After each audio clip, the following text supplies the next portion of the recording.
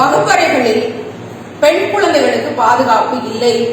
கடந்த மாதம் முழுவதும் தமிழ்நாட்டு பள்ளிக்கூடங்கள்ல ஆண் ஆசிரியர் வந்து பாடம் நடத்தினதுனால அதுல கிரஷ் ஆகி, அதுல அவங்க பார்த்து, அதுல பிரச்சனையாகி ஒரு பிள்ளை கோயம்புத்தூர்ல கடிதம் எழுதி வைத்து விட்டு அபியூஸ் அப்படின்னு சொல்லி சூசைட் பண்ணி செத்து போனான்.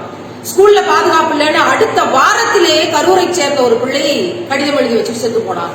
10 நாள் கூட ஆகல, சென்னையில ஒரு பெண் பிள்ளை தாயின் கருவறையை தாண்டி ஸ்கூல்ஸ்ல இன்னைக்கு பெண் பிள்ளைகளுக்கு பாதுகாப்பு இல்லை, நான் கல்லறைக்கு போக விரும்புகிறேன், என்னுடைய பாதுகாப்பை தட்டின்னு எழுதி வச்சு செத்து போனா. 3 அடுத்தடுத்த பள்ளிக்கூடத்துல 11th 12th ஸ்டூடெண்ட்ஸோட மரணம் நடந்துச்சு. அப்ப கிளாஸ் ரூம்ல என்ன பண்றது? ஒரு ஆண் ஆசிரியரை எப்படி அனுமதிக்கலாம்? அனுமதிக்கலாமா வேண்டாமா? என்ன பாதுகாப்பு நடவடிக்கை? நான் இன்னைக்கு ஆயிஷா சித்திகா மகளிர் கலை கல்லூரியில, மகளிர் இஸ்லாமிய கல்லூரியில, இந்த ஊர் பேர் காயல்பட்டினம் ஆஷிகா, காயல்பட்டினம் ஆயிஷா சித்திகா மகளிர் கலை கல்லூரி மற்றும் இஸ்லாமிய கல்லூரியில நான் நினைச்சிருக்கேன். இங்க பார்த்த போது ஒரு செட்டப் என்ன அப்படின்னா, ஒரு ரூம் இருந்துச்சு. என்ன கிளாஸ் ரூம்குள்ள ஒரு ரூம் அப்படின்னு கேட்கும் போது திறந்து பார்த்தோம் அப்படின்னா ரொம்ப பிரமிப்பான ஒரு விஷயத்தை தான் என்னால பார்க்க முடிஞ்சது. என்ன அப்படின்னா, உள்ள ஒரு சேர் வச்சிருக்காங்க, ஸ்பீக்கர்ஸ் இருக்கு, மைக் இருக்கு, இங்க ஒரு டோர் இருக்கு. இந்த டோர் வழியா ஒரு ஆணாசிரியர் இங்க பாடம் நடத்த தேவை இருக்கிற போது வருவார். இந்த கதவு க்ளோஸ் ஆயிடும். இங்க உட்கார்ந்து என்ன சொல்லி தரணுமோ இந்த ஸ்பீக்கர் வழியா பிள்ளைகளுக்கு சொல்லி தருவாரு. ஏதாவது புத்தகத்தை கொடுத்து அனுப்பணும்னா இந்த மேல இருக்கக்கூடிய தளத்தின் வழியாக இதுல புத்தகத்தை வச்சு கொடுப்பாங்க, நோட்ஸ் கொடுப்பாங்க. இங்க ஒரு லேடி அசிஸ்டன்ட் டீச்சர் இருப்பாங்க. அந்த லேடி அசிஸ்டன்ட் டீச்சர் என்ன பண்ணுவாங்க அப்படின்னா, அந்த புத்தகத்தை எடுத்தோ அல்லது இந்த பிள்ளைகளுக்கு என்ன சொல்லி தரணுமோ அதை அவங்க சொல்லி தராங்க. அதை தாண்டி அவர் ஏதாவது எழுதி கொடுத்து பிள்ளைகளுக்கு சொல்லி தரணும் அப்படின்னா எதை யூஸ் பண்றாங்கன்னா, இங்க ஒரு போர்டு இருக்கு, இது நிலையான பலகை, அதுக்கு மேல ஒரு செட்டப் பண்ணிருக்காங்க.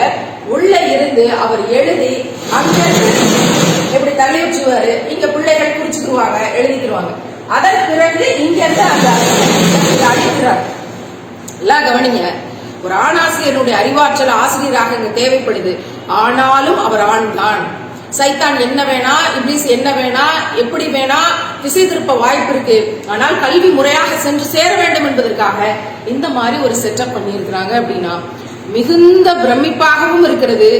இப்படியான வேலைகள் ஏன் அரசு பள்ளிகளுக்கும் மற்ற பள்ளிகளுக்கும் போய் சேரக்கூடாது அப்படிங்கிற அங்கலாய்ப்பாகவும் இருக்கு. இது ஒரு கடந்த மாதம் மட்டும் 3 பெண் பிள்ளைகள் ஸ்கூல்ல, கரூர், கோயம்புத்தூர், சென்னை 3 இடத்துல ஸ்கூல் டாப்பர்ஸாக இருந்த 3 பெண் பிள்ளைகள் வாத்தியாரே என்ன அபியூஸ் பண்ணாருன்னு கடிதம் எழுதி வைத்துவிட்டு தற்கொலை செய்து கொண்டிருக்கிறார்கள்.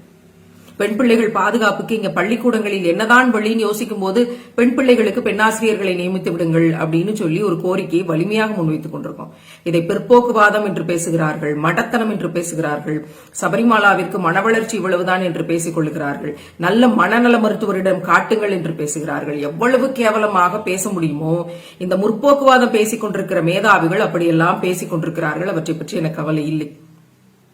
இனி ஒரு பிள்ளை செத்துவிடக் கூடாது என்பதற்காக களத்தில் நின்று ஒவ்வொரு பிள்ளைகளையும் சந்தித்து பெண்மையே பேராற்றல் என்ற பரப்புரையை முன்னெடுத்துக் கொண்டிருக்கிற நான் இதற்கான தீர்வுகள் என்னவாக இருக்கும்? சிசிடிவி வைக்கலாமா? பெண் பிள்ளைகளுக்கு பெண்ணாசிரியர்களை நியமிச்சிடலாமா? பெண் பிள்ளைகளுக்கு தனிப்பட்ட கவுன்சிலிங்ஸ் கொடுக்க வேண்டி இருக்கா?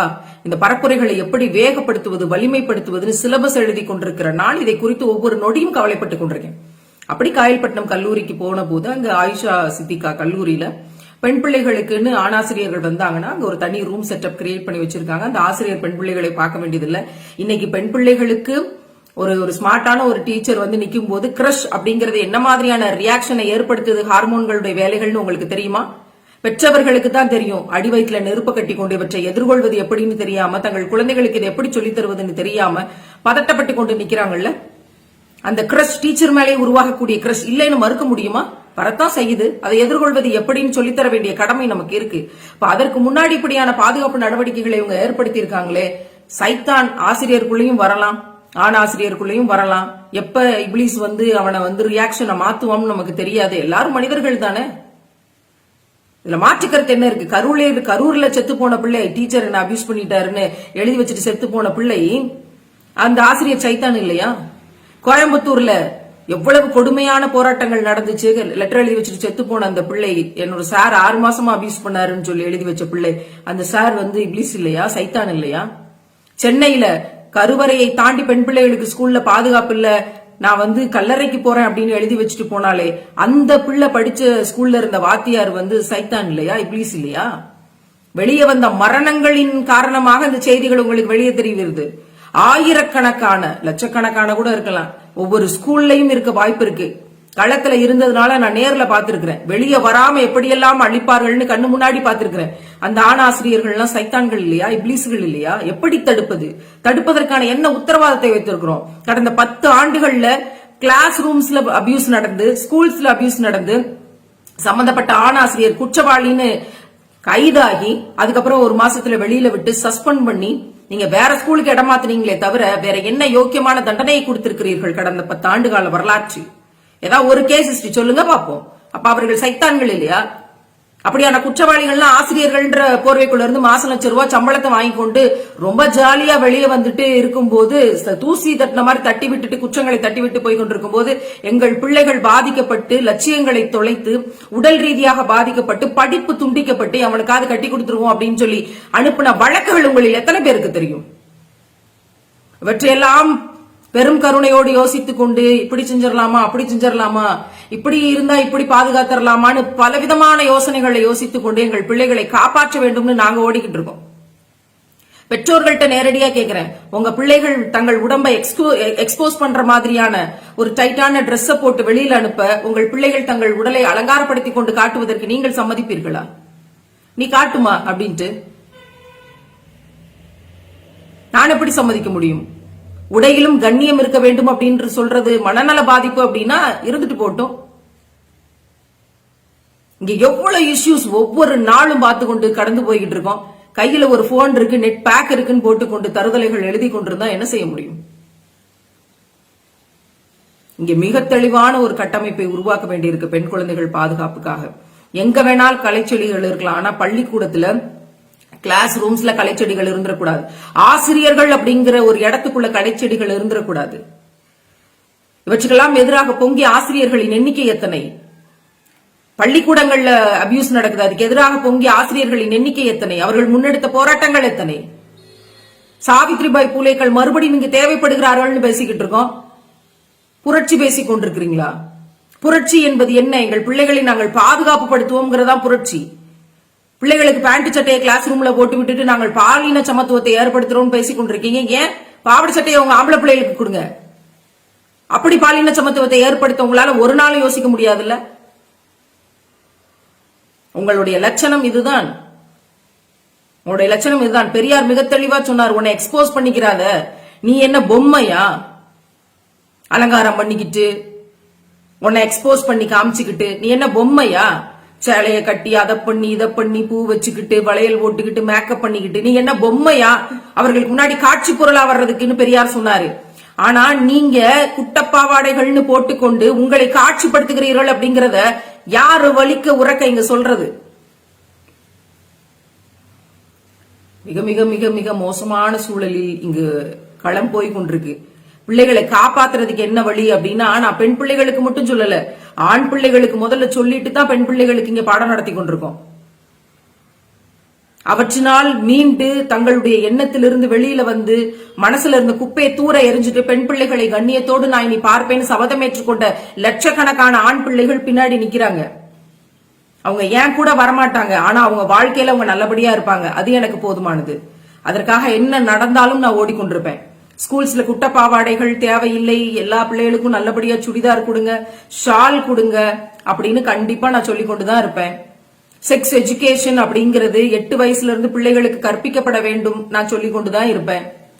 பெண் பிள்ளைகள் பாதுகாப்புக்கான ஒன்று உடையிலும் இருக்க வேண்டும், உணர்விலும் இருக்க வேண்டும், சொல்லிக் கொண்டுதான் இருப்பேன். ஆண் பிள்ளைகளுக்கும் சேர்த்து சொல்லிக் கொண்டுதான் இருப்பேன். பீரியட்ஸ் மாதவிடாய் என்பது தீட்டு அல்ல, அது ஆண் பிள்ளைகளுக்கும் சேர்த்து சொல்லிக் கொடுத்து உங்க அம்மாவை கருணை கொண்டு கவனித்துக் கொள்ளுங்கள்ங்கிறத பாய்ஸுக்கும் நான் சொல்லிக் கொடுத்து கொண்டுதான் இருப்பேன். பெண் பிள்ளைகளுக்கு பெண்ணாசிரியர்களை நியமித்து விடுங்கள், வேண்டாம் உடல் சார்ந்த இந்த அபியூஸ்ல இருந்து எங்க பிள்ளைகளை காப்பாத்துங்க, நான் சொல்லிக் கொண்டுதான் இருப்பேன். அமெரிக்க தூதரகம் பகிரங்கமா செய்தியை வெளியிடுது, இங்க இந்தியாவுக்கு வந்து பெண் பிள்ளைகள் வராதீங்க, அமெரிக்கால இருந்து இங்க எல்லாம் ரேப் பண்ணிட்டு இருக்கானுங்க அப்படின்னு பேசக்கூடிய ஒரு இந்தியாவின் தேசிய அவமானம் நடந்ததே. அதற்கு எதிராக இங்க பெண் பிள்ளைகள் பாதுகாப்பாக இருப்பதற்கு என்னெல்லாம் செய்ய முடியுமோ அதை நோக்கி நான் சொல்லிக் கொண்டுதான் இருப்பேன். இங்க இருக்க ஒரு சமூக கட்டமைப்புல ஆண்கள் இவ்வளவு பேர் இருக்காங்க, பெண்கள் இவ்வளவு பேர் இருக்காங்கன்னா அவனை தூண்டி விட்டு வேடிக்கை பார்க்காதன்னு நான் சொல்லிக் கொண்டுதான் இருப்பேன்.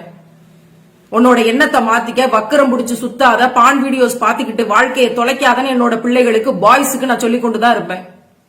லட்சியத்தை நோக்கி ஓட வேண்டிய அவசியம் இருக்கு. படிக்கிற வயசுல காதல்ங்கிற பேர்ல லட்சியத்தை தொலைச்சிராத, அதன் பின்னாடி ஓடிட்டு பிறகு அழுது கொண்டிருக்காத.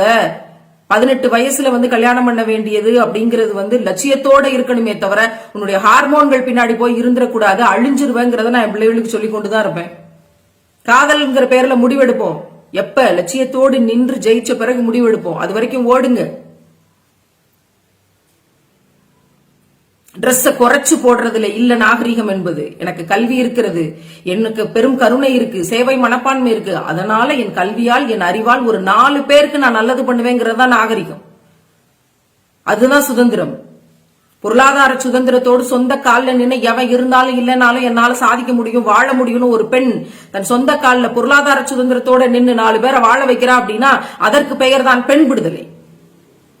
அதை நான் சொல்லிக் கொண்டுதான் இருப்பேன். இதற்கு எதிராக என்ன நடந்தாலும் என்ன பேசினாலும், திடீர்னு எடுத்து பாக்குறேன் அந்த யூனிவர்சிட்டியில, அந்த காலேஜ்ல, அந்த வகுப்பறை சார்ந்து போட்ட வீடியோஸ் எல்லாம் யாரோ எடுத்து போட்டு வைரலாக்கி கொண்டு, மகிழ்ச்சி, எனக்கு பெரிய மகிழ்ச்சி. இப்படியாவது விவாத பொருளாகட்டும், இப்படியாவது நல்லது இந்த நாட்டில் நடந்து தொலையட்டும். பெண் பிள்ளைகள் பெற்றவர்களுக்கு தீர்க்கமாக சொல்றேன், உங்கள் பிள்ளைகளை பாதுகாப்பாக வைத்துக் கொள்ளுங்கள். டாய்லெட் இல்ல அப்படின்னா வெளியில ஏரிக்காட்டுக்கு விட்டுறாதீங்க. அந்த பிள்ளைகளுக்கு டாய்லெட் கட்டி கொடுங்க. உங்கள் குழந்தைகளை கூட கூட்டிட்டு வர்ற பாதுகாப்பு நடவடிக்கைகளை ஏற்படுத்தி கொடுங்க. ஆண் பிள்ளைகள் இருக்காங்கன்னா பெண் பிள்ளைகளை பாதுகாப்பது உன்னுடைய கடமை என்று தினமும் சொல்லி சொல்லி உங்க பிள்ளைகளை வீட்டுல இருந்து வெளியில அனுப்புங்க. அன்போடு கூடிய தினம் ஒரு முத்தத்தை பகிர்ந்து தலைதடவை கொடுத்து தோள்ல தட்டி கொடுக்கிற அன்பை பெற்றோர்கள் பகிர்ந்து கொடுங்க. இப்படி எல்லாம் இல்ல அப்படின்னா இன்னைக்கு நம்ம பிள்ளைகளை பாதுகாக்கிறது மிகப்பெரிய கடுமையான சவாலாக இருந்து கொண்டிருக்கிற காலகட்டத்துல பெண் பிள்ளைகள் பாதுகாப்புக்காக என்னென்ன வேலைகளை செய்ய முடியுமோ, என்னென்ன உத்திகள் சரிப்பட்டு வருமோ, ஒரு 1000 டெக்னிக்ஸை எடுப்போம். அதுல இருந்து ஃபில்டர் பண்ணி எப்படியாவது ஒரு 100 டெக்னிக்ஸ் என் பிள்ளைகள்கிட்ட கொடுத்து உங்களை காப்பாத்திரணுமேங்கிற பதட்டத்துல நான் ஓடிக்கிட்டு இருக்கேன். எதையாவது எழுதி, எதையாவது செய்து நான் பெரிய அறிவாளி, மேதாவி என்று நிரூபிக்கக்கூடிய நாகரீகம், முற்போக்கு பேசிக் கொண்டிருப்பவர்களுக்கு நான் பதில் சொல்ல தயாராக இல்லை. என் பெண் பிள்ளைகளை பாதுகாப்பதற்கான தொடர் பணிகளை நான் முன்னெடுத்துக் கொண்டே இருப்பேன். உயிர் இருக்கும், உணர்வு இருக்கும், கடைசி நொடி வரை. அதற்கான ஆற்றலை எல்லாம் வல்ல இறைவனிடம் நான் கையேந்துகிறேன். ஆமீன்.